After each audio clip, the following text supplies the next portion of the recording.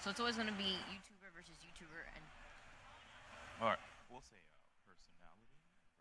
Good morning from E3 and welcome to the 2017 Pokken Tournament Deluxe Invitational. We've got a packed house here. Excited to see 8 YouTube and Twitch personalities battle it out in a 4-team Waseda-style format as we get set to see some of the new features in Pokken Tournament Deluxe. Welcome in, I'm Jordan Kent, alongside with our 2 analysts, Vicky, Kitty, and D1. And Vicky, as we get set to see these core gameplay mechanics that our Twitch personalities obviously have mastered, but our YouTube personalities might try to grasp, what are they focusing in on? so what you want to focus on are the different phases of the game. For those of you who are starting out for Pokken Tournament, please be aware what field phase and duel phase is. As we see our contestants battle it out for Pokken Tournament Deluxe, you guys will see the different changes and how the battling will continue between field phase and duel phase. And D1, there are some differences in this version, obviously. There's a reason why you call it Deluxe. What are we expected to see from the Pokken Tournament edition that we were familiar with on Wii U? What are the differences with this Deluxe edition? True, there are definitely a lot of people thinking, why should I pick up the Switch version of the game if it came out on Wii U? Well, let me tell you something. There's Krogunk, Darkrai, Scizor, and Empoleon, characters that were available in arcade in Japan, are now finally coming stateside. And not only that, we also have the Decidueye. Also, there's split screen mode, which allows people to be able to play locally at home. And not only split screen, but you could also have 2-player on one screen playing. So one character in the foreground and one in the background duking it out. And the last thing I wanted to mention is that we also have 2 new support Pokemon with Litten and Popplio. Lots of exciting new things in this Pokken Tournament Deluxe edition that are 4 teams and 8 competitors will be taking place in. And Vicky, you look at sort of how to understand some of the core mechanics, as we mentioned, and sort of being able to not only master and control your Pokemon, but then read and react to what the other opponent is doing.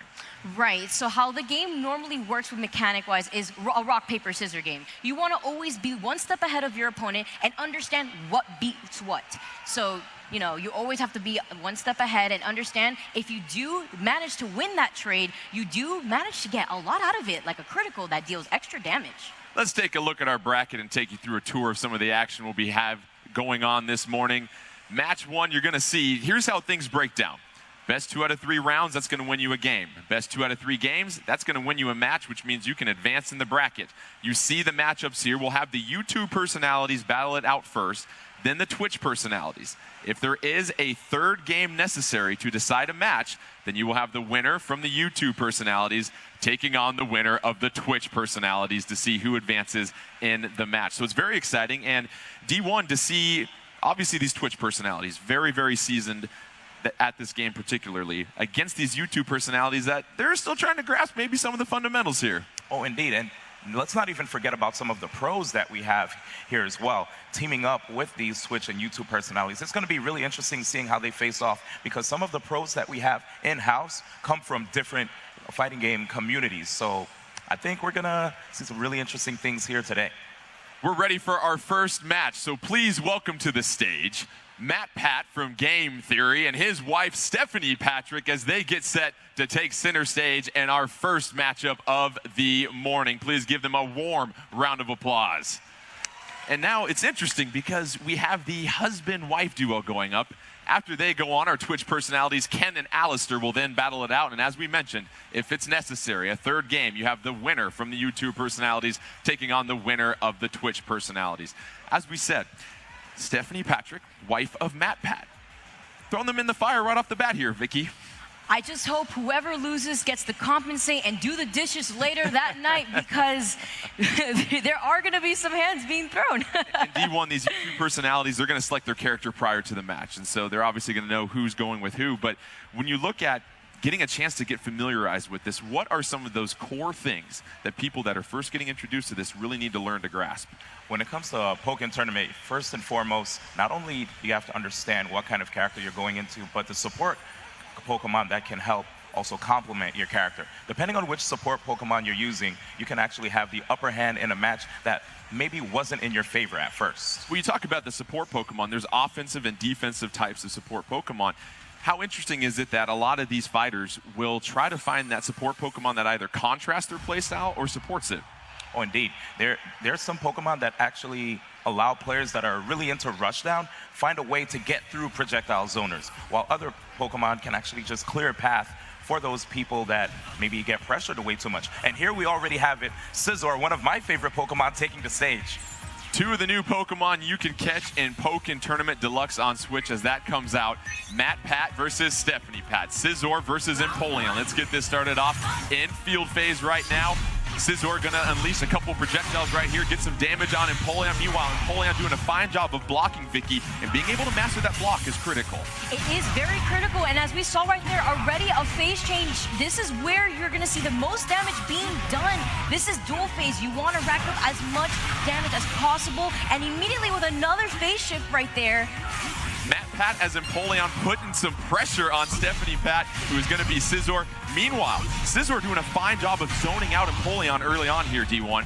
But you already see Empoleon just using Aqua Jet to get inside. Empoleon, not quite the fastest character, but if he's able to use Aqua Jet, he has 4 different options out of it that allows him to get in, and already right there taking the first round over Scizor. Empoleon with the grab to secure that one. That means Matt Pat gets the victory. If Matt wins one more round, he's victorious, and there's something about marriage advice. You can either be victorious or happy, so I'll let you think about that one, Matt, as you get set for the next round here. Now, as we get set, we saw with Scizor, Stephanie Pat really struggling for the most part to get a lot of big hits on Empoleon. Empoleon doing a fine job of blocking Vicky. although Empoleon may be very slow in his own way, when he gets in, he does immense amount of damage, and that is exactly what we saw that last game. But at the moment, we're not seeing that right now. We're seeing a completely different game compared to the last game we were introduced to. Full synergy gauge for both players right now, and how important is that synergy gauge, D1, as far as the timing of when you want to use it? So with the synergy gauge, you can actually use it to get some pressure off of you if you're blocking. You can get some recoverable health, and also access to a burst attack, which will be able to turn the tides of a match. Empoleon with the grab, Matt Pat with the early lead, 326, 237 on the health bar. Scizor trying to get some damage done in field phase. Meanwhile, gonna go ahead and shift it right here.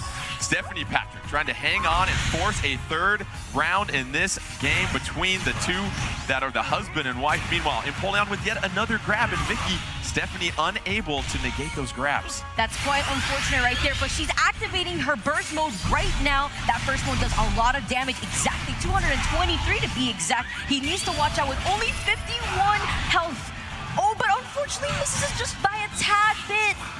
Here comes the support Pokemon with Latias. Stephanie Pat trying to give Matt Pat a to-do list and get to the third round here. However, Empoleon into the synergy burst, and Stephanie Pat with the victory. And we're going to have a third round to decide this game between the two from game theory. And what we saw was Stephanie Pat getting into that synergy burst and being able to apply some pressure on Empoleon right there. And Matt Pat did activate his synergy burst as well, but was unable to take advantage of that opportunity too.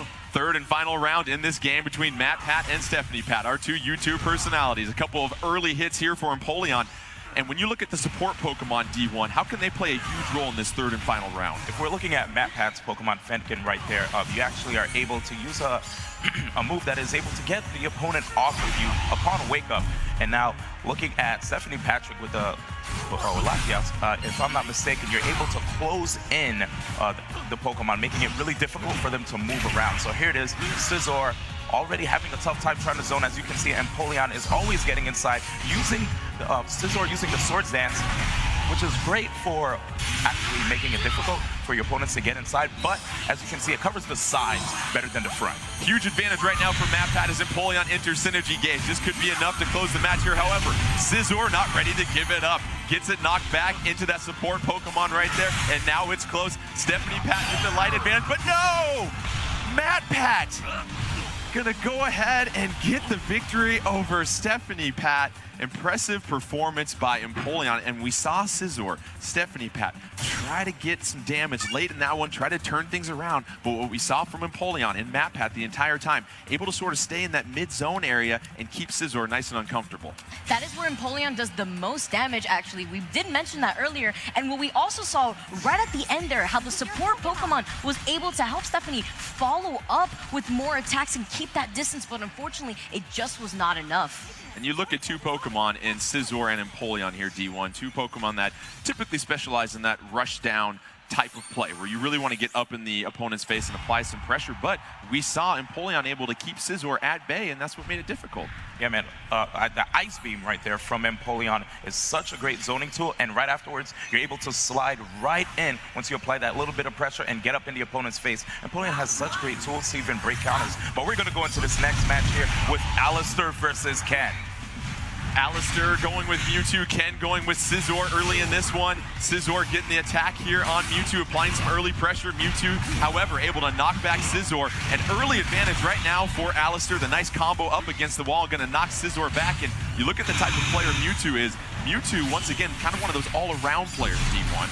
Yeah, Mewtwo definitely one of the strongest characters in the game. Has great zoning tool, and that Hyper Beam dishes out a lot of damage. And another thing to look at is both of these players have the same assist support Pokemon right there with Litten. Litten, if your HP is rather low, you're actually able to dish out more damage. It is a projectile, and right there, first game going to Alistair getting the victory right there with Mewtwo. Very impressive. And listen, if you don't have a Master Ball against Mewtwo, it's going to be really tough sometimes. So very impressive performance right there.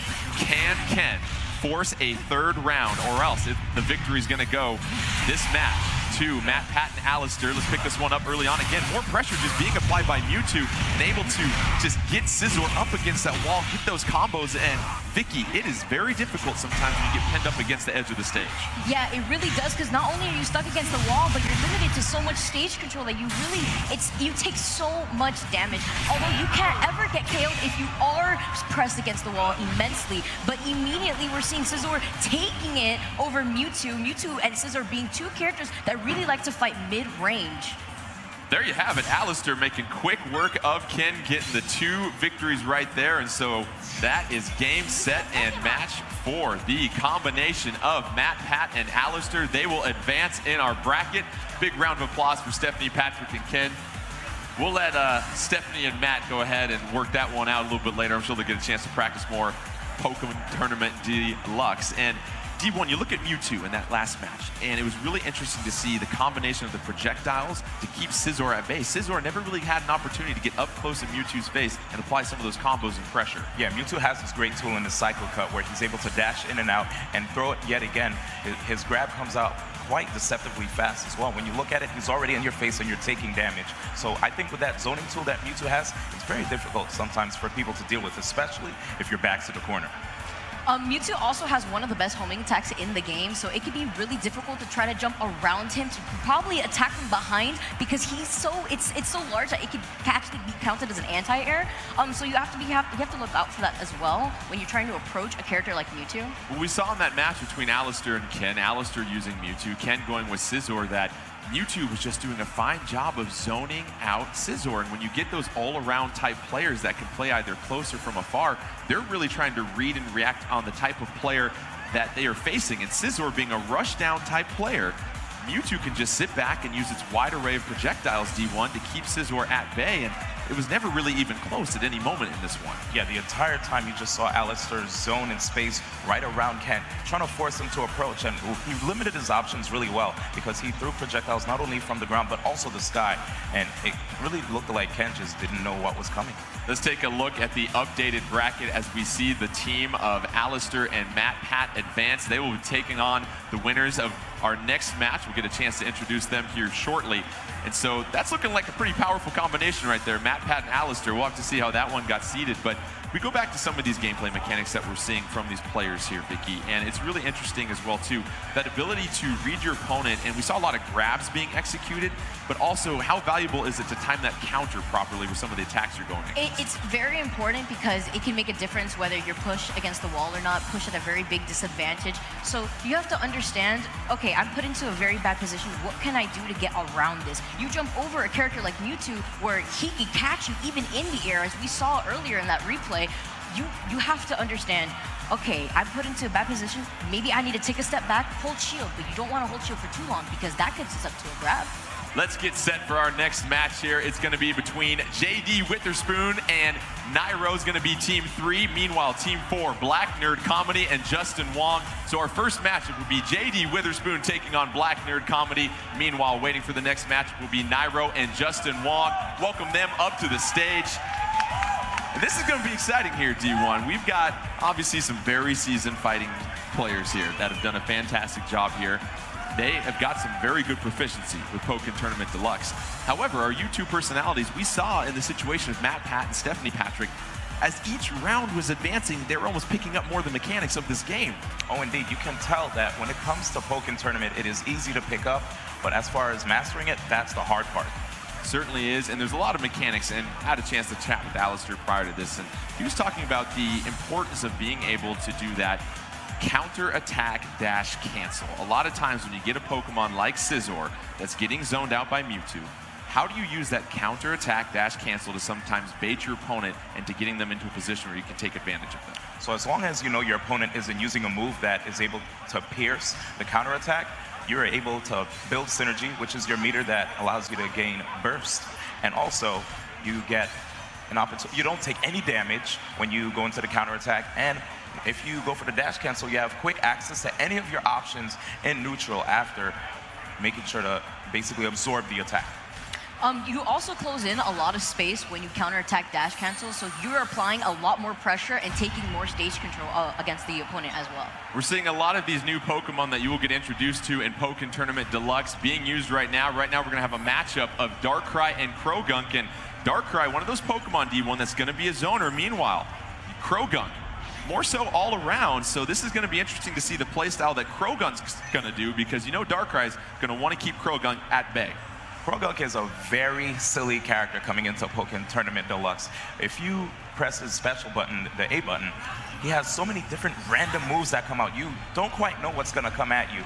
And as far as Darkrai is concerned, he's a character that specializes in traps. If he's able to catch you with that Dark Void, you go into Nightmare mode. And once you're in Nightmare mode, things get way more difficult facing off against Darkrai. He has more moves that pierce as well. A legendary, mythical creature of the dark taking on a ninja frog, basically. We've got Krogunk going on against Darkrai. That's what we love about Pokken Tournament Deluxe. All these Pokemon here getting a chance, even playing field, to take on each other. Still right now, nobody with an early advantage. You see JD Witherspoon with Darkrai. Meanwhile, Black Nerd Comedy going with Krogunk. And there you go, the support Pokemon coming in, creating some damage. Krogunk actually trying to find his way in. As D1 did mention earlier, this character is a very RNG. If you hold his A button, he could get positive stats or negative stats. That would be terrible for him to get that negative stat around the end when it would really make a difference within the match. Oh, we see JD Witherspoon, though, getting knocked back by Black Nerd Comedy, and Krogunk, however, able to respond right there. Has that full synergy gauge. It's getting filled right there. However, has the support of Reshiram ready to go whenever he wants, D1. Oh, absolutely. Reshiram dishes out a decent amount of damage. And right there, you already see Darkrai just having a tough time dealing with this Krogunk. You know, the Krogunk already activating burst mode. What's going to happen here? Krogunk in burst mode, trying to put some pressure on Darkrai. Can he connect right here? No, won't. Darkrai able to block that. Able to do a fine job of reading Krogunk. However, time is up. You've got to operate a little bit quicker. That first victory in that round is going to go ahead and go to Black Nerd Comedy and Krogunk. Very impressive. JD Witherspoon and Darkrai. Hey, listen, you got another round, JD. You got a chance to bounce back here.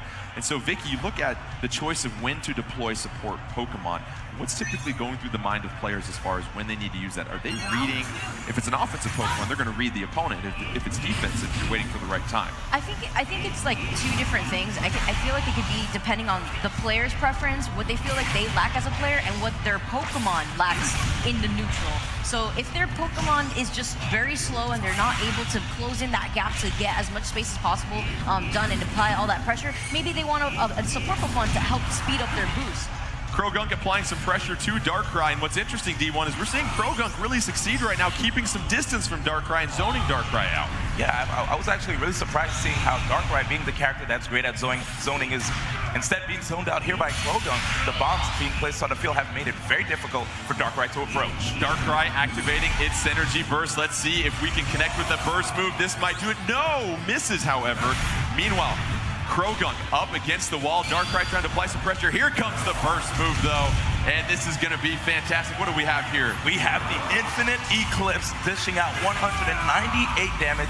This should possibly be the end. You can sit back and watch the credits roll right there as JD Witherspoon and Darkrai bounce back to take the next round and force a third round between our two YouTube personalities, D1. Oh, and right now we actually have Black Nerd Comedy and JD Witherspoon, talking smack, Talking pointing smack, heads up and off. behind the monitor. Wow. Wow. I like it. No love lost between these two as we get to our third and final round. Let's pick things up early on here. Krogunk getting some pressure on Darkrai, trying to zone Darkrai out, getting up close in the face of Darkrai now. And you see getting knocked back right there. You can't hold that shield and that block forever.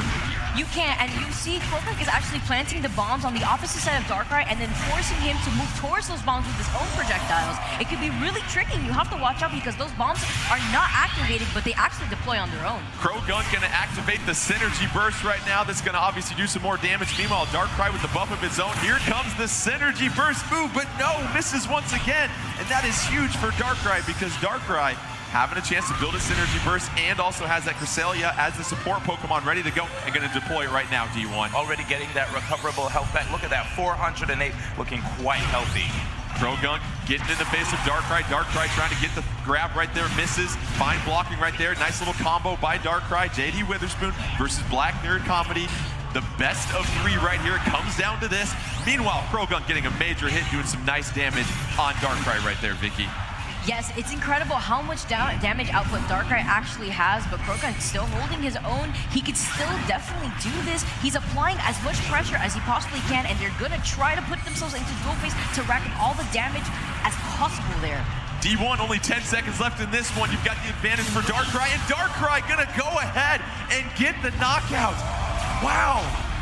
Black Nerd Comedy thrown off by the confidence and the smack talk of JD Witherspoon. You see the swagger from JD Witherspoon as well too, getting that victory over Black Nerd Comedy. So now we hand it over to our Twitch personalities.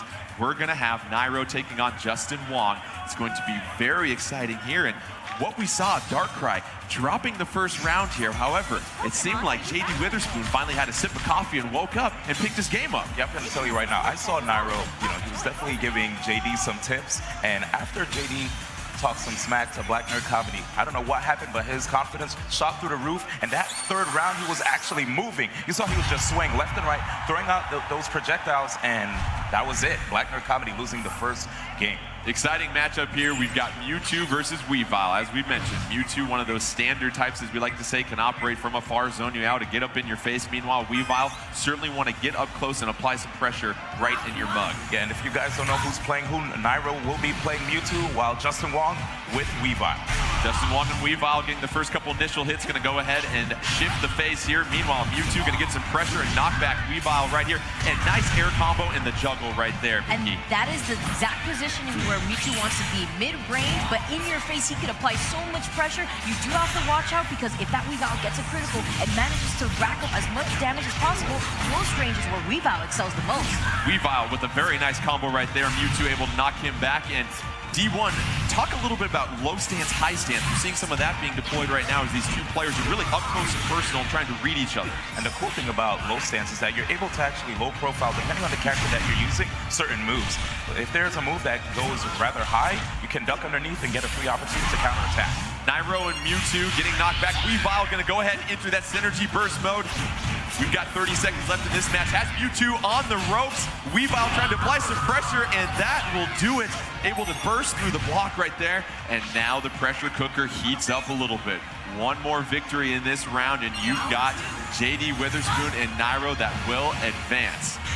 And something to keep into consideration at the very end there when Weavile was using their burst mode, burst for Weavile was actually a short-range counter, so if Mewtwo would have thrown an attack, that burst could immediately activate and gone through that counter, just like it does for every other burst. Absolutely right. Right now, both fighters in each other's face, applying some pressure. Mewtwo with a nice grab, going to do some damage right there. Early advantage Mewtwo, 57 seconds left, plenty of time. Still going to go ahead and try to push Weavile up against the edge of the stage here and just doing a fine job of pinning Weavile back. And look at all that damage Nairo was able to apply, D1. And not only all that amazing damage that Nairo could apply, but you have to be afraid because right now going into the third round, we have Justin Wong with full burst. Justin Wong with full burst. Nairo, meanwhile, with Mewtwo, able to get the victory on Weavile. So let's go to our third and final round. to decide this game. Very exciting right here. Meanwhile, Mewtwo going to go ahead, try to get the aerial on Weavile. Misses right there, but how about the juggling right here, D1? Nairo is actually on a tear, opening up with that Hyper Beam and also getting a combo into the Fire Punch, Ice Punch, and Thunder Punch. How is Justin Wong going to be able to bring it back? Nairo, Justin Wong coming down to the end here in this round, a third and final one. Victory for each one of them. Mewtwo once again applying the pressure on Weavile. This side strike, okay, Justin Wong, 71 health left. This is impressive play right here from Nairo. And Nairo using Cresselia to get some of that health back. Meanwhile, burst mode activated for Weavile and Justin Wong. You've got to lay it all out on the line at this point, getting some pressure and some support from the support Pokemon. Here comes the burst move, but no, gonna be blocked by Nairo. Nairo counters with that juggle up against the wall here, Vic. And all that pressure against the wall. Will Nairo take it right here? Only 0 health. And Nairo takes it over Justin Wong. From the brink. Very impressive. So Nairo and JD Witherspoon will advance. Hats off to Black Nerd Comedy and Justin Wong for a hard-fought battle. And really, we saw the Mewtwo. We talked about being standard in that matchup against Scizor. The previous match, we saw Mewtwo really working with distance, but now against Weavile, operated right in the face of Weavile and applied a lot of pressure up against the wall. All I'm telling you right now is it looks like teams with Mewtwo are excelling. I don't know, man. It's a little scary. Those Mewtwo teams certainly doing a very good job. And as we mentioned, Mewtwo, one of those standard players, as they like to say, that can really work both as a zoner or a rush type Pokemon. And especially in this match, we saw Mewtwo really taking advantage, Vicky, of really countering some of the attacks from Weavile and then doing a fine job of getting into some combos with some juggles. Yeah, there was times too where Justin Wong was able to close in that gap and rack up a lot of damage on Nairo when he would win the rock, paper, scissors train, but unfortunately it just was not enough, and Nairo was just able to be on top of that RPS train all the time. Let's take a look at the replay. And D1, tell me what you're seeing here as we roll this replay between Mewtwo and Weavile. Okay, so right there, you see Justin Wong trying to use Frogadier to apply some pressure, which worked out really well in his favor. And right here, as Justin Wong went for the burst attack, observe, Nairo actually putting up his shield. I thought he didn't have shield up. Goes right around Weavile and uses that amazing homing attack just to get the wall splat right there. And that dive kick, putting Justin Wong in such a tough situation. Nairo, I wasn't quite sure if he was going to be able to finish it, but right there, those two light attacks was all he needed. And D1, what we're seeing from these Twitch personalities is their ability to mix up their attacks high-low. We talked about that high and low stance also. How proficient do you have to be at that in order to really keep your opponent on their heels? You have to, of course, understand what your character gets out of the high stance and low stance. Certain characters like Gengar, if they actually hold up when they go into high stance, they're able to avoid low attacks. While other characters, they have actually different attributes when it comes to going to high stance and low stance. So you have to do a lot of studying when it comes to this to get on top of your opponent when it comes to Pokken Tournament DMs. I do know for some characters, high stance do grant them extra bonuses. For Gardevoir, for example, it actually helps her meter come back faster. And Empoleon, when you actually use Empoleon's lower stance, he could duck under some moves. It's kind of incredible because he's pretty tall. Let's take a look at the updated bracket as we get set for our finals here. Now, the finals will be a best 3 out of 5 games to determine this match. And right now, you see Matt, Pat, and Alistair getting set to take on JD, Witherspoon, and Nairo. So, of course, we're most likely going to see a couple of Mewtwo's here in this match. But let's get to the sort of analysis of JD and Matt Pat. Matt Pat started off strong. Stephanie Pat getting a victory. That went to 3 rounds as well. But then JD Witherspoon really finding that confidence up against Black Nerd Comedy and getting the victory. So let's bring them out here and get set for our championship final match. We've got Matt Pat and JD Witherspoon facing off against each other, and Alistair versus Nairo. Matt Pat and Alistair on a team, and then Nairo and JD Witherspoon trying to bring home the championship for themselves. So get set to welcome them out to the stage. And really, as these YouTube personalities face off, we talk about how it's almost like watching your child walk because they're starting to learn more and more as the game goes on. But when you're getting introduced to this, do you think it's better to try and zone sometimes, or do you think it's better to just get up close, apply some pressure, because our YouTube personalities might not be able to read and counter quite as well as the Twitch personalities can? I think the best thing to do is to not have tunnel vision and rely on only one strategy, because then you become a one-trick pony and you're easier to read and counter. So if you're able to actually mix it up and stay in close or zone, that's when things get difficult. Well, let's welcome up our fighters to the stage, obviously talking about some extra strategy in the back. You've got got Matt, Pat, and Alistair taking on JD Witherspoon and Nairo. Our first match will be Matt, Pat taking on JD Witherspoon. JD Witherspoon already bumping those gums, talking all that trash right now to Matt, Pat. Let's see if Matt, Pat has got a game theory to win this one right here. And as we saw Matt, Pat, he really excelled with the Empoleon and getting some pressure and some grabs. However, JD Witherspoon, his previous match, using a fine job of connecting with some of those synergy bursts, Vicky. Yeah, what Matt Pack is going to want to look out for mostly is, although Empoleon is very slow, his moves do make up for that. He is allowed a lot of movement options out of his attacks, actually. So when he throws out that Ice Beam, not only can he slide in it, you have the option to do nothing out of it. But when you are in the mid-air and you press X, you kind of create an area of effect of ice that you could also use to kind of sidestep, slide away from your opponent as well.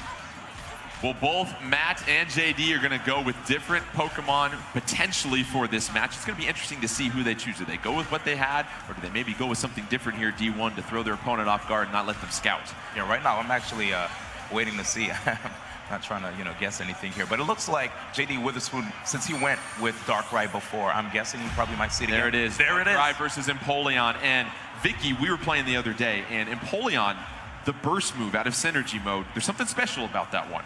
His burst is actually kind of incredible because of the fact you can't shield it. It is a command grab. So the only way to counter around his burst is by jumping over it. And that's going to certainly take some tough timing right there. We've got Darkrai versus Empoleon. Darkrai being played by JD Witherspoon. Matt Pat going to go ahead and go with Empoleon right now. Some early pressure being applied by JD Witherspoon, trying to zone Empoleon. Maybe some coaching provided by Nairo, we'll see. Meanwhile, Alistair with some advice from Matt, Pat, Empoleon getting in, getting a couple early hits on Darkrai, and already we see Empoleon getting in the face of Darkrai and applying some pressure here, D1. So the main thing you saw there is that at first, JD Witherspoon was doing an impressive job of zoning with the Dark Pulse, but what happened was, finally, we saw Matt Pat opt to go with the Ice Beam to get inside and use that slide. And you can't hear them right now, but JD Witherspoon is just talking all sorts of mess to Matt Pat right now, trying to throw him off his game. And speaking of throw, gets the grab right there, and that's going to help sort of turn the tide. No synergy burst quite yet. However, you see the support Pokemon ready to go for Matt Pat. Darkrai trying to wait for that Cresselia to be ready to call at any moment's notice. We're going to go ahead and shift phases here, and Empoleon still trying to get that early pressure on Darkrai in its face up against the wall here, Vicky. Already applying so much pressure against the wall, and this is where a lot of damage is going to be, but immediately with that grab, he's going to get the KO, and that's going to be game one to Empoleon. And D1, Matt Pat, how about the combination of putting some pressure against your opponent in the corner on the wall? Your opponent then is going to be pretty aggressive to try and bounce back, most likely, or try to block to withstand all those attacks. Then you go in with the throw. Which is why you saw Matt Pat actually successful right there in the last round. One thing about Empoleon too, he has some moves that can actually go through your counterattack, so it can be very scary defending against Empoleon. You want to keep him outside, which is why you see JD just trying to run away in zone. Matt Pat took the first round. If he gets this one, that'll be a one-game victory for his team in this 3 out of 5 final championship. Empoleon, meanwhile, all that pressure up against the wall, D1. We see it time and time again. He just keeps going in with the Aqua Jet. Finally, JD puts up the shield and gets grabbed for it. I don't hear a whole lot of talking coming from JD at this point. Facing a huge deficit, 553 to 57. Going to go ahead and deploy that synergy burst. You've got to release the Hoons at this point and try to fight back against Matt Pat. Matt Pat does have a synergy burst. Reshiram right here, the support Pokemon being cold, but that's blocked by Empoleon and Matt Pat. Darkrai going to try with that burst move, but it doesn't connect, D1. It just looked like JD Witherspoon trying to use everything in his arsenal to bring it back, but unfortunately, Matt Pat took it over. Matt Pat silencing JD with an impressive victory in that second round. Wasn't even close there, Vicky. It looked like JD was actually trying to use his burst to go through any move that Matt Pat was going to throw at him, but unfortunately it was just too late, and he kind of used his burst attack a little bit too early, and unfortunately missing, kind of being crucial to the matchup. So it's a best 3 out of 5 with the games in this championship match. So we're going to go ahead and see Matt Pat and JD Witherspoon face off again. So this will be for the second game. You've got 1 game point victory already for Matt Pat and Alistair. MatPat trying to get a second one. That means Alistair can come in and be the clinching point potentially. Let's see if JD Witherspoon learned anything from that last matchup. We saw Empoleon D1 really apply a lot of pressure in the face of Darkrai, now where Darkrai really wants to operate, and found himself pinned up against that wall for most of the match. Yep, again, we see JD Witherspoon trying his best to zone, but once Empoleon gets inside, it looks like all that little chip damage that he was able to get doesn't quite matter, so he's gonna have to do a better job of keeping that wall up. That grab was negated by Empoleon, and once again, just going to work the combo and the pressure up against the wall. However, Darkrai able to counter that right there, and finally getting some relief here, D1. I actually like the fact that he was attacking more instead of trying to throw the projectile, but here it is, Empoleon striking back with that ice beam. And Vicky, Darkrai cannot just try to get Empoleon out of the zone. It's just too much Empoleon in your face at this point. It's so many buttons being pressed in your face, and it really does work. There was not a counter to be seen inside. MatPat with the victory, and you know there's some questions for JD when you start to see the palms turn to the sky and the shoulders shrug at this point. Nairo trying to step up, get some coaching for JD, your boy, struggling right now at this point. However, there's still a couple more rounds that can be played. Don't count out Darkrai, but what we're seeing here, D1, Empoleon, one of those rush Pokemon, living in that rush down zone as opposed to Darkrai, the zoner, not really getting a lot of breathing room between him and Empoleon. Yeah, let me just tell you, Alistair actually really loves Empoleon, so to have Alistair helping out MatPat, that's a big boon to him right there. And look at it already, MatPat trying to maintain that health lead, going for the grabs, but this time JD Witherspoon being a little more aggressive, going right through that. That was really smart of JD, actually, recognizing that he wanted to go for the grab when he held shield just slightly longer than he should have, and he immediately threw an attack to counter that. And there it is again, we're going straight back into dual phase. Only 10 HP left on JD Witherspoon. He goes into the burst. I don't know if he's going to be able to connect it. Looking for an opportunity to confirm. Is this a chance? Darkrai with that burst move in, yes, gonna grab Empoleon. This is gonna do a lot of damage here, D1. Yes, 198 to be exact, and here is the infinite eclipse. However, MatPat and Empoleon still with a sizable lead, 254 to 42.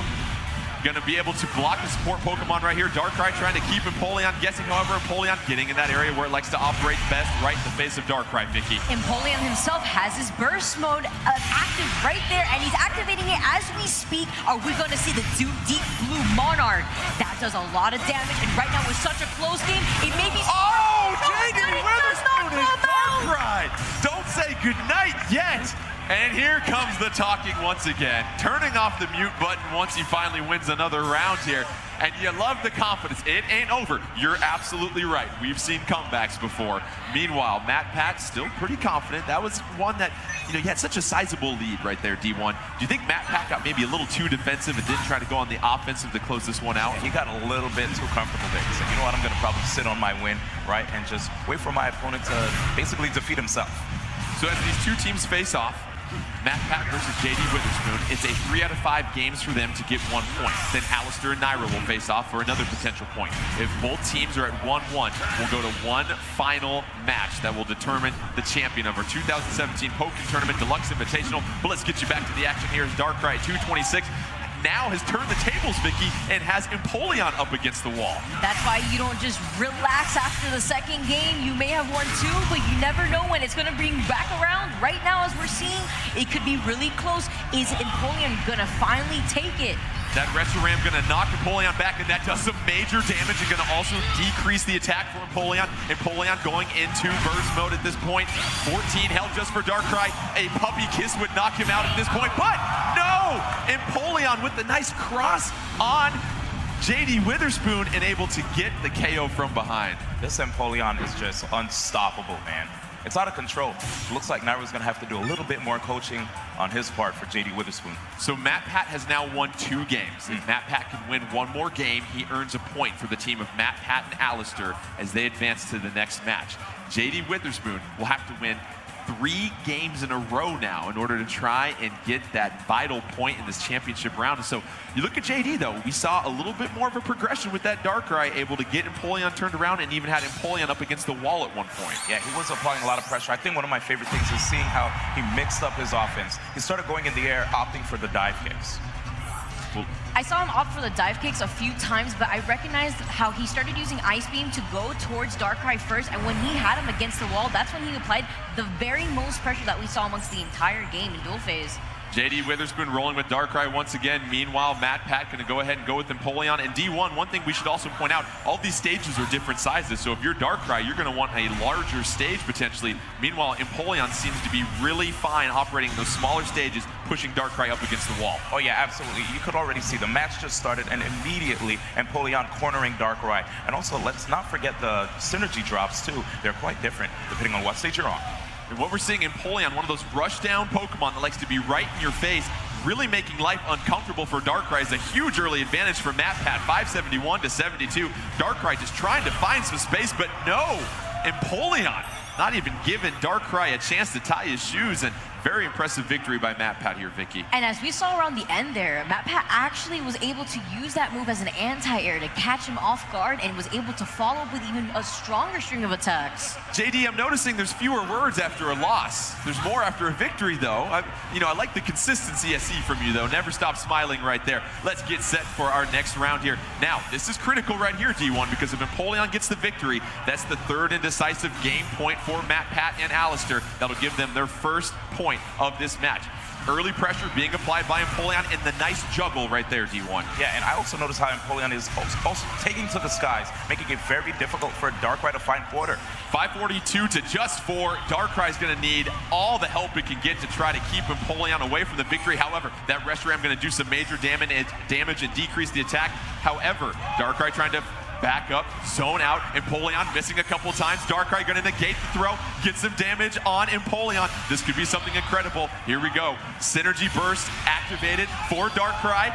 Hanging on the ropes with just 76 health, but here you go, Vicky. Oh, but you cannot shield that, and that is exactly what we're talking about, Jordan. You cannot shield that. You can't just shield that burst. You can't shield it, and there's no lifeguard on duty for Darkrai, so that's going to go ahead and do it. That's going to do it for the final round. The game and the point goes to MatPat and Alistair and our championship match. And that's what can throw people off with that specific burst move, Vicky, because you're thinking, all I got to do is block it. I'm good. No, fam, you're going to get drowned in the water. Absolutely not. You need to try to jump over that. That is called Deep Blue Monarch, and it deals exactly 220 HP. You have to watch out for that, and you have to keep your distance when you see Empoleon have that burst, and that's when he's able to apply all that pressure, which could be really hard to get away from. And right now, looks like we're going to have two pros take the stage. I thought we just had some pros taking the stage. Well, MatPat looked like the pro versus JD Witherspoon right there. My goodness. But yes, go back. We've got two pros very seasoned, especially Alistair. Yes, has been one of the staples of this community. Yes, from the Pokken tournament community, Alistair, a well-known Suicune main, and we have Nairo, who is actually a top-level Super Smash Bros. For Wii U professional. Well, let's see who they go with. We have Mewtwo versus Suicune. Alistair with that Suicune. Suicune going to really enjoy zoning Mewtwo. Meanwhile, Mewtwo all around. Does Mewtwo try to get up in the face of Suicune, or does Mewtwo try to play the same game as Suicune and zone out as well, too?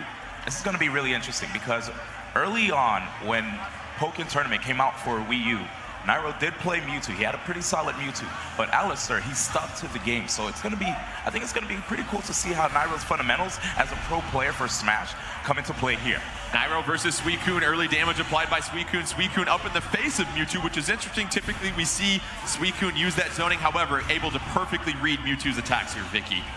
And you can see right here, yes, Suicune does excel immensely with long range, but he's not having it right now, switching immediately to dual face and nearly getting a perfect and landing that perfect, not even taking any damage. And I think one thing we have to keep an eye open for is that Miracle. You saw Nairo try to zone with projectiles, but immediately Suicune absorbed that and just dished out damage with the Miracle. Suicune's so difficult if you're going to play that zone versus zone matchup, and usually when you've got two Pokemon that like to zone each other, it's really just a matter of out-zoning the other, using the timer as your friend. But we saw Suicune that last match really do a fine job of the up-close rush-down face-off, and right here, countering once again, knocking Mewtwo back, has Mewtwo up against the wall. Mewtwo, though, able to back off Suicune. And right now we have Alistair not even looking at the screen as he's playing against Nairo. What is going on here? Alistair just looking at the Jumbotron right now, and that's putting some salt in the Kool-Aid right there, folks. Meanwhile, Suicune able to get the combo on Mewtwo. Nairo just furious right now. Let's see if that applies to the playstyle of Mewtwo. Meanwhile, Alistair just so cool, calm, and composed. Here comes the support Pokemon from Mewtwo, but no! Suicune with the grab and the juggle up against the wall in the air. And this one might be over here soon, Vicky. This man does not even need to look at the screen. When I grow up, I want to be just like Alistair. As we just see right here, Alistair taking it over Nairo. Alistair with the KO, gonna go ahead and take that first game point. Alistair needs to win 2 more games, and that will be the championship for Matt, Pat, and Alistair. Alistair, my goodness, if you didn't believe before that Alistair was sitting on top of the throne of this community, I think that was proof right there, D1. Yeah, this guy coming out of NorCal, super strong player, very well established in the Pokken tournament community, and his Suicune is nothing to mess with. Alistair and that Suicune had no issues whatsoever with Mewtwo in that previous game. Let's see if Mewtwo can try to find some type of adjustment. It seemed like Mewtwo, when it tried to get up close to Suicune, couldn't really do anything. Suicune did such a good job of just reading the attacks from Mewtwo and applying that pressure. Yeah, Mewtwo, one of his best tools in field phase is that homing attack, but it looked like Alistair already had an answer for that. And here it is, Nairo trying to see if he can use the counter attack. He manages to get the Pierce with that Hyper Beam. Nairo and the Pierce with the Hyper Beam going for the grab. That gets negated. However, Suicune misses on the attack. A nice cross and reversal from Nairo. However, Suicune able to counter that against Vicky. And all that patience that we're seeing from Alistair, not rewarded though, as Nairo answers back, switching the phase once again. He's trying to get up, but wow, fantastic counter, but it's not going to be doing anything. Nairo showing some signs of life in this second game. However, Suicune knocking back Mewtwo. Suicune hasn't really operated in that zoning mode yet, but that'll do some major damage there. 420 to 115 advantage for Suicune. Gonna knock back Mewtwo, go back into that support Pokemon. Synergy Burst is there for Alistair if he wants to use it.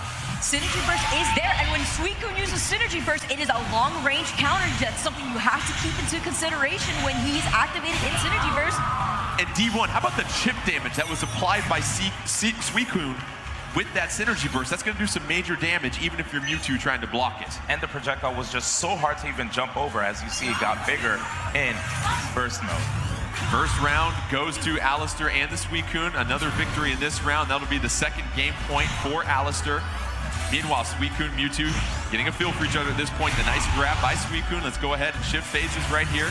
Both players have their support Pokemon ready to go. Meanwhile, now here's Suicune D1 operating in that zone.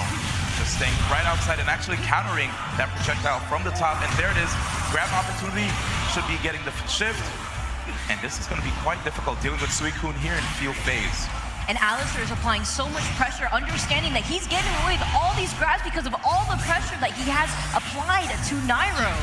Alistair misses with the support Pokemon, however, some pressure, but no, Mewtwo able to get that ground attack, knockback Suicune, but Suicune with a nice little juggle and a combo, and that'll do it right there. But no, 3 health left for Mewtwo, but facing 458 with Suicune, that's gonna be a tough hill to climb here, D1. It just looks like right now Alistair is content to stay back, fire an Aurora Beam, waiting for the opportunity to just take off that last little bit of HP. And what's interesting is when you try to do that chip damage to end the round, you will stay alive at this point. Mewtwo with the grab and the throw up against the wall, though. Suicune just trying to find that last little hit. Mewtwo regenerating a little bit of health right there, but not enough as Suicune gets the hit on Mewtwo. That'll be the second game point for Alistair. One more game point, and they will claim this 2017 Pokken Tournament Deluxe Invitational Championship. As you saw around the end there, he was actually canceling his counter, which is why he kept drifting back, trying to space himself properly so that way if Nairo ever committed to an action, he was always right there to commit after that. And if you notice right there, Nairo fought his hardest to be able to get inside of the zoning from Alistair, but the moment Alistair was able to find just one slight opening, he dashed right underneath and went to the other side. He's quite content with his zoning. And D1, what do you make about the support Pokemon choice here for Nairo and Mewtwo? Meanwhile, we've seen Suicune go with the Litten each time. Going with the Frogadier, this is a character that shoots out the water gun, right? And it allows people to apply some pressure. It fires off once, there's a slight gap, and it fires again, allowing you to possibly sneak in the grab sometimes. Mewtwo and Nairo, though, getting some major damage in those combos and juggles up against the wall. Suicune facing an early deficit in this one, 504 to 257. Suicune, how about those crosses, D1? Jumping over Mewtwo and then coming down with that attack on the backside. It is just really difficult for Nairo to deal with. And here he is on the defensive, but gets the dive kick right there and some wake-up pressure. Mewtwo trying to give Suicune a taste of its own medicine, and Litten getting the party started at that point. And the reason you saw so much damage right there was because Alistair had low HP. Right now, both fighters just a couple of hits away from a knockout at this point. Alistair and Suicune trying to zone out Mewtwo and Nairo, but Alistair and Suicune, they come back after that deficit early on and able to get the KO. And that Litten support Pokemon, Vicky, completely turned the tide of this match. Yeah, that was fantastic use of Litten in particular, because when you do have low HP, Litten does deal more damage depending on the HP that you currently have. How about the confidence of Alistair there, D1, to wait till his health was down low enough to know that Litten was going to connect and do some major damage? Yeah, that was really smart stuff right there by Alistair. But he finds himself in the corner, and Nairo drops the combo, actually. And Mewtwo and Nairo doing a fine job this game of keeping Suicune up against the wall. Suicune trying to zone out Mewtwo. Huge advantage right now for Mewtwo, 436 to 117. That's Nairo's Mewtwo, Alistair, Suicune, and right now we see Suicune trying to juggle Mewtwo up against the wall and grabbing the grab right here, Vicky. Yes, he was able to juggle him against the wall because when Nairo was trying to jump away from him to cross him up, he used an anti-air to prevent that from happening, leaving him against the wall and taking more damage. Oh, and Nairo and Mewtwo with the victory, and D1. We saw Mewtwo get Alistair and Suicune up against the wall and get those juggles, and that did some major damage early on. And another thing we should talk about was the counter attack usage right there by Nairo. You can jump over it as it is a shockwave on the ground, but look, he's able to connect with it yet again. And mixing up Alistair with that dive kick, has him in the corner with the Psycho Cut. He has no answers. Excellent use of that wall, and Mewtwo gonna go ahead and use the Synergy Burst. Mega Mewtwo right now against Litten. Oh no, Litten connects on that support Pokemon hit. Synergy Burst capable right now for Suicune. However, Suicune gonna counter right there, Vicky. Yes, because Mewtwo's burst is actually a short-range grab. He was able to take advantage of that situation and turn it around without getting any extra damage from that burst, activating his own burst for an answer towards that. Here comes Suicune with its burst move, gonna miss though. Mewtwo does a fine job blocking it. Mewtwo with the corner up against the wall against Alistair, and that's Suicune. And the grab on Suicune, and that will do it for the round. Very impressive, 2 victories. That game point goes to Nairo and Mewtwo, and just when it looked like Alistair and Suicune were gonna run away with it, you had Alistair looking at the jumbo screen. Nairo able to adjust his game and get an impressive victory right there. Are we going to see a comeback? I think we're going to see a comeback. Oh, don't call it a comeback. We certainly doing a great job here. It's very exciting. And D1, how about the change in play style for Nairo and Mewtwo? Really getting a lot more pressure in Suicune's face, making things uncomfortable, and really using that wall and some of those juggle combos. Oh, indeed. You know, it looks like there was a severe lack of block right there from Alistair. You know, I believe he got a little bit too confident and probably thought that Nairo wasn't going to give him, you know, that much trouble. And because of that, Nairo was able to take it. So we'll see what happens here going into the next round. 2-1. Alistair leads. If Alistair wins this game, they will take the match point and the championship of this 2017 Pokken Tournament Deluxe Invitational. However, Nairo won the last game, still has plenty of things to say.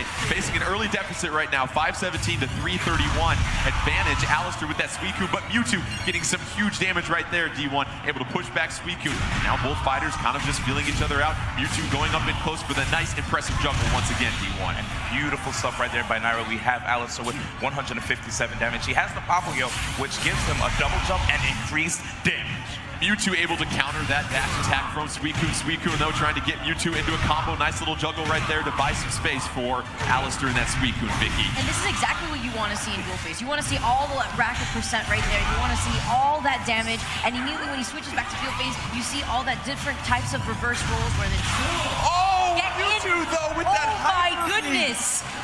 Just comes out of nowhere, D1, and right when it seemed like Alistair and Suicune had Mewtwo and Nairo on the ropes, we saw that that combo in the middle of the level that just juggled Mewtwo for so much damage. Mewtwo stayed calm and patient, and with its back up against the wall, unleashed that Hyper Beam. Let's get to the next round in this one.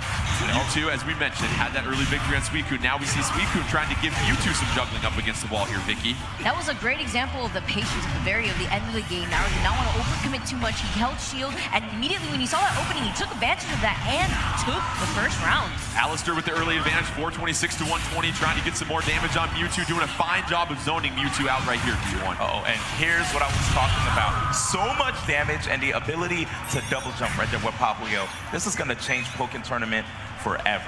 Well, we saw the support Pokemon of Eevee being used, and that's going to go ahead and buff the attack for Suicune, and Suicune able to land some critical hits during that time that Mewtwo wasn't able to block. When you have that buff at that time, that's when the round goes so quickly, D1. Oh, indeed, and right here it is again. The zoning from Alistair, but Nairo just getting right inside. 1-1 each on the round. A round victory here for Suicune would claim the championship for Matt, Pat, and Alistair. However, let's see if Nairo and Mewtwo have some other things to say about that to force yet another game. Meanwhile, early advantage right now for Suicune, 433 to 357. Suicune trying to zone Mewtwo at this point. Up in the face, Mewtwo able to rally back, go with that jungle right there, Vicky, and now he's got Suicune on the ropes up against the wall. Now this is the close range situation. This is not the position where Alistair wants to be, but immediately kind of getting away from Mewtwo and answering his own with Litten. Alistair trying to get some chip damage, but there's that hyper beam yet again. Here comes synergy mode for Suicune. Can Suicune land some critical hits? But no, the grab by Mewtwo gonna knock Suicune up against the wall. One sliver of life left for Suicune. Suicune gonna go ahead and use that burst move. Doesn't work though, gets the hit on Mewtwo. 230 to 10. Let's see if Suicune can create something unbelievable here. Oh, it's got Mewtwo up against the wall. This is for the championship if Suicune can counter back. But no! Not enough! Mewtwo and Nairo. Just enough with that chip damage. With their tournament lives on the line and just 40 health, D1, Mewtwo and Nairo able to stay calm and compose a few breaths and able to force yet another game. It looks like we're about to go into the final match, if I'm not mistaken. So here's what's interesting. If Nairo takes the victory, Yes. Nairo will get the game point, Nairo versus MatPat in the third match, which could be very interesting. Nothing against MatPat, but he might not be the caliber of player that Alistair is. So, is this essentially the tournament right here for Alistair and MatPat?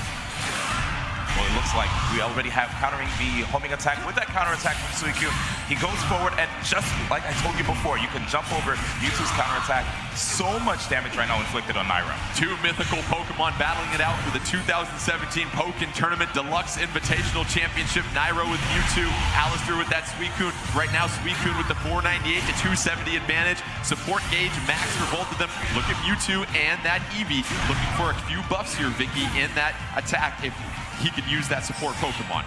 Nairo finally able to rack up some damage on Alistair for some time there. I was starting to get a little worried, but it seems like Nairo's holding on to his own right now, pressuring Alistair so hard, switching it back to field phase.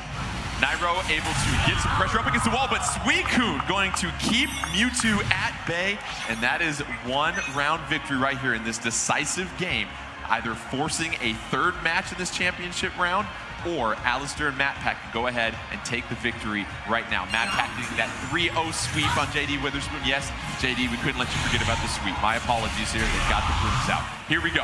630 to 512. Early advantage right now for Suicune over Mewtwo. Suicune going to miss right there. Mewtwo able to reverse, get a couple attacks behind. Here comes that wall juggle, D1. And there it is with the wall spell as well, doing an extra 30 HP. And you see right now, Nairo just trying to lock down Alistair, but just moving around and shows no fear when it comes to this homing attack. A victory here for Alistair will seal the deal in the championship for MatPat and Alistair. Meanwhile, Nairo, Mewtwo trying to force a third round, and if they can, force a third game in the match.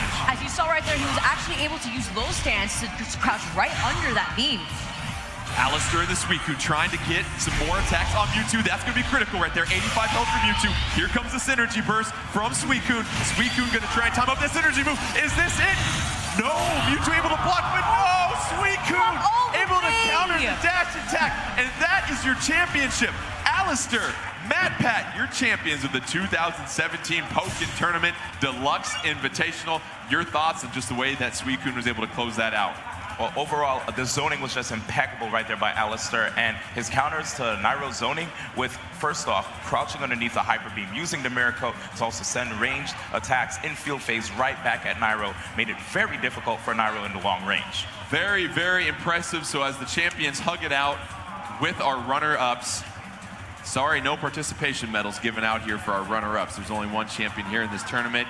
You saw Alistair with that Suicune, and how impressive was it for Nairo and the Mewtwo to really battle back, because we thought Alistair was going to run away this one with Suicune. Nairo definitely had a lot of mix-ups when it came to his offense. There were times where if he was getting attacked, he would use the side strike, and other times when he was in Alistair's face and you'd expect a grab, he'd go for the dive kick. So JD and Nairo, you guys didn't win, so I have to politely ask you to leave the stage at this point. Give it up for JD and Nairo. However, Alistair, MatPat, please step to the center of the stage here, Alistair and MatPat, because we have some special guests to present our awards for our champions. Please welcome from the Pokemon Company, Mr. Ishihara and 2 developers from Bandai Namco Studios, Mr. Hoshino and Mr. Suzaki, to present the awards to our champions of the 2017 Pokken Tournament Deluxe Invitational. Please welcome them to the stage.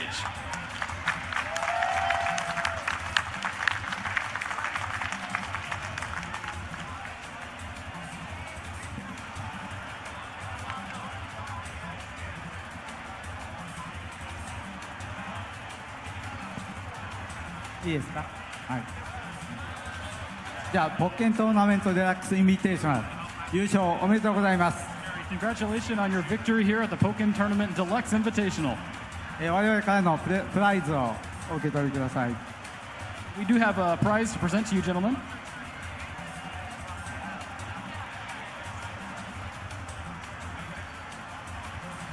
おめでとうございます。Congratulations.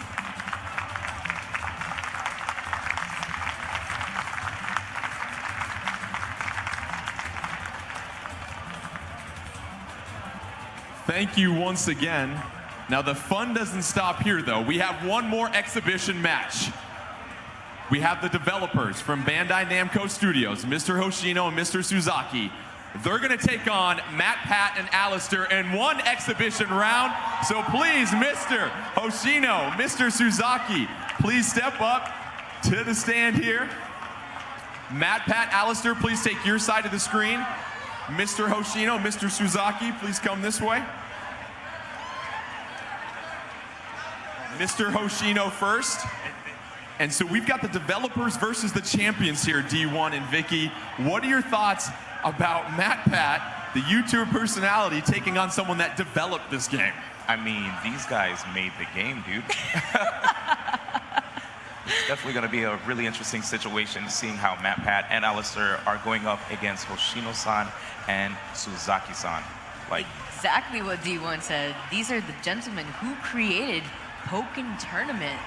This is just going to be some other level. It's going to take a lot more than just knowing the basic fundamentals to be able to catch them by surprise. I mean, you know, they still have a pro in Alistair who's on Matt Pat's side, right? But, I mean, who knows? Like, these guys right now, they don't even look phased that they're going up against Alistair and Matt Pat. They're like, this is just another day. I mean, we've seen the game way before it's even been released to the masses, so they probably have a couple tricks up their sleeve. First, taking on Matt, Pat, and that Empoleon. So we saw Empoleon, Vicky, with a lot of success, hitting in the face of its opponents. However, Krogunk has no problem playing that rush-style play. He's going to want to make sure that he can read and counter very well. So Matt, Pat, this will be exciting, taking on one of the developers here, D1. And if you look at Krogunk right now doing a fine job of sort of zoning out Empoleon, getting a feel for its attacks, doing a great job blocking as well, too. Yeah, we're going to see the rush down right now from Empoleon. Actually, wait, getting countered. The Krogunk jumping into the skies, making it very difficult. Mr. Suzaki, look at his Krogunk go. A character who has a lot of RNG when it comes to his special attacks. I wonder if he even knows what's going to happen next. Mr. Suzaki keeping Empoleon out of range and doing a great job with Krogunk. Krogunk, as we mentioned, can kind of play that all-around style as well, too, and making sure to just keep Empoleon far away and then using those dash attacks. But nice counter there, Vicky, from Empoleon, and the grab from Empoleon also.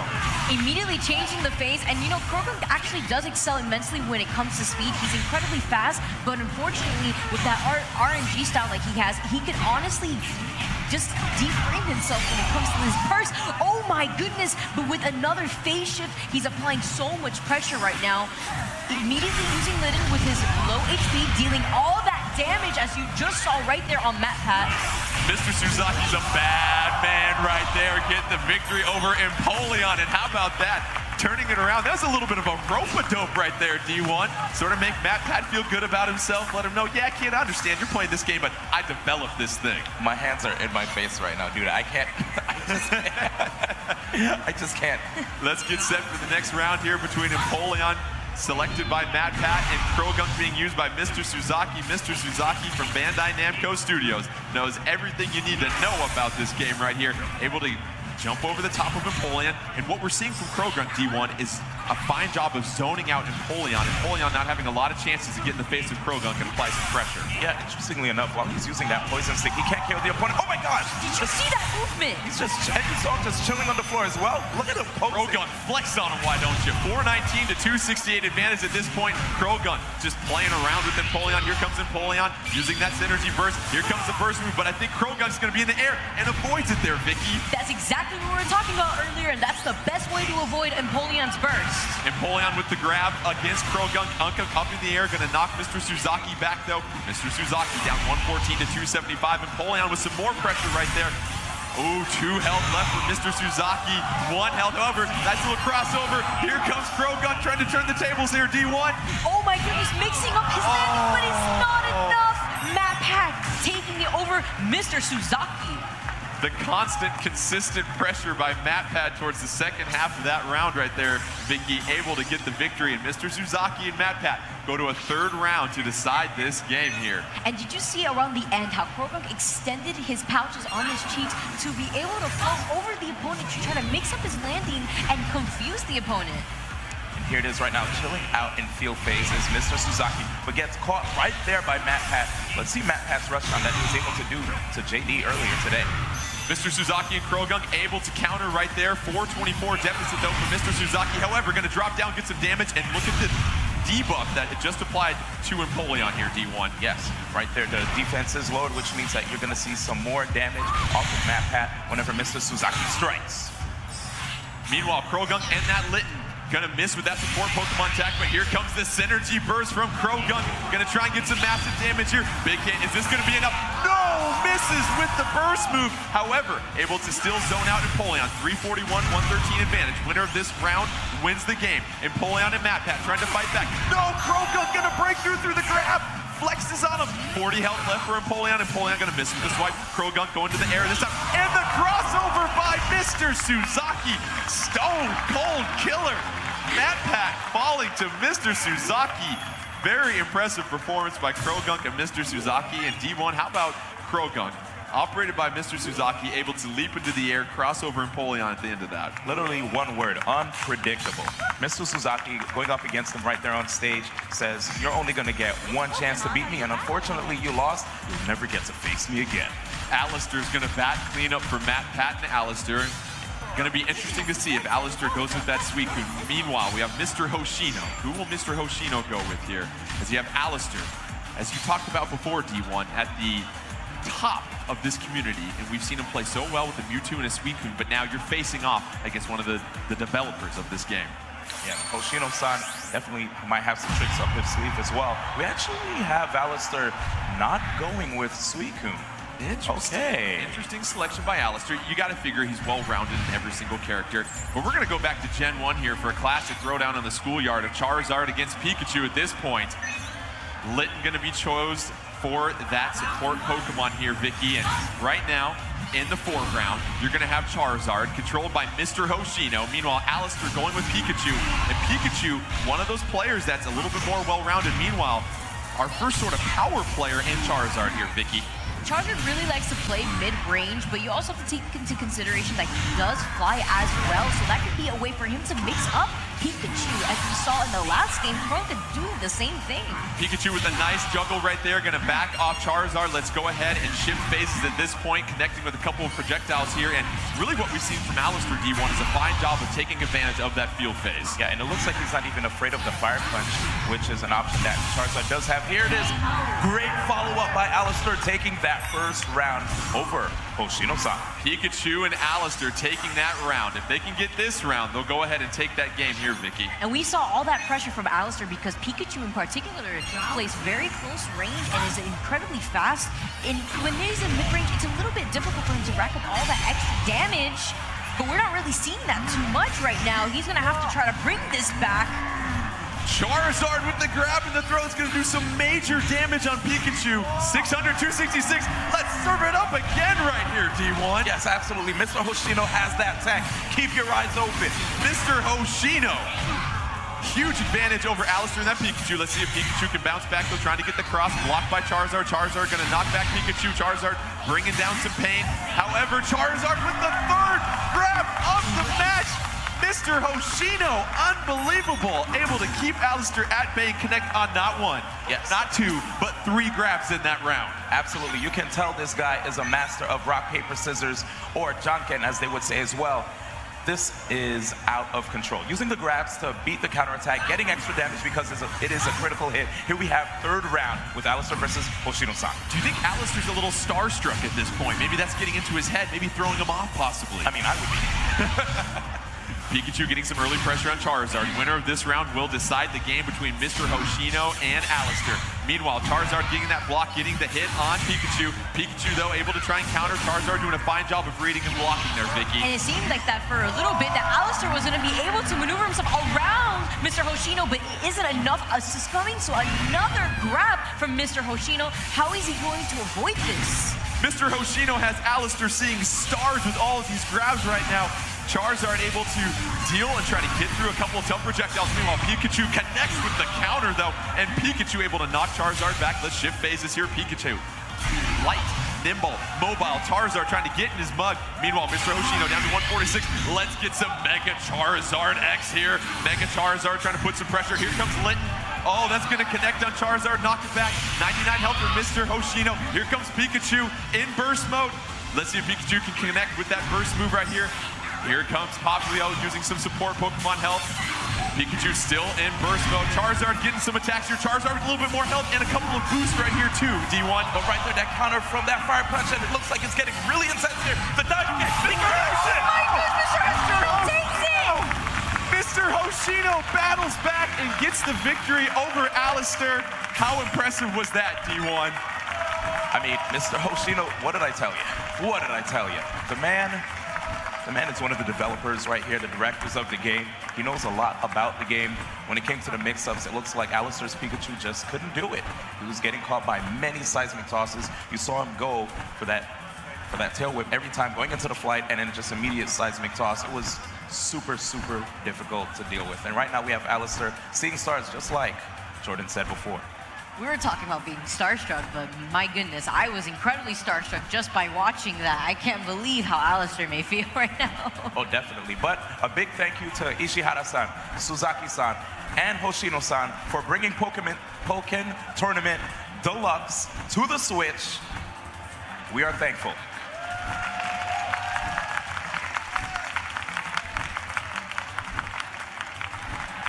Very impressive right there.